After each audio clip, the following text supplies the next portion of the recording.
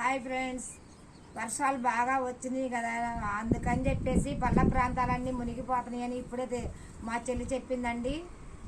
అటు మోపిదేవి నాగేంద్ర స్వామి గుడి ఉంది కదండి, ఆ ఊర్లో ఆ పక్కనే పెసర్లంక, పెదలంక, గాజుల లంక, పోతారు లంక, ఆమదారు లంక, పల్ల ప్రాంతాల ఓలేరు అవన్నీ అల్ల ప్రాంతాలన్నీ మునిగిపోతున్నాయి. రెవెన్యూ వాళ్ళు వచ్చారు, పిఆర్ఓ ఆఫీసులు వచ్చి అందరూ ఖాళీ చేయాలని చెప్పేసి వచ్చారంట. ప్రతి ఒక్కళ్ళు ఇంట్లో ఎన్ని సామాన్లు ఉంటాయండి, గీతలు, కోళ్ళు అవన్నీ తీసుకెళ్ళాక చాలా ఇబ్బందులు పడుతున్నారండి.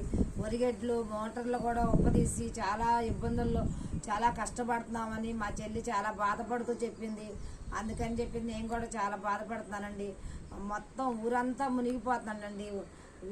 ఏరు ఊరు ఒకటైపోయిందండి. అసలు చాలా భయంకరంగా పొలాలు, ఎంతమంది పొలాలు వేసుకున్నారు. పంటకు నోటుకొచ్చేపాటికి బొప్పాస్ తోటలో, కంద తోటలో మొన్నే వీడియోలో పెట్టాను, మొత్తం అన్నీ మునిగిపోయి చాలా ఇబ్బందులు పడిపోతున్నారండి.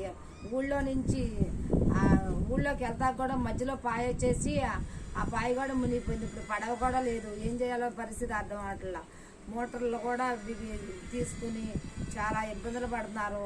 వాళ్ళందరినీ మనం ప్రోత్సహించాలని ప్రతి ఒక్కరు ఈ వీడియో లైక్ చేయండి, షేర్ చేయండి, సబ్స్క్రైబ్ చేయండి.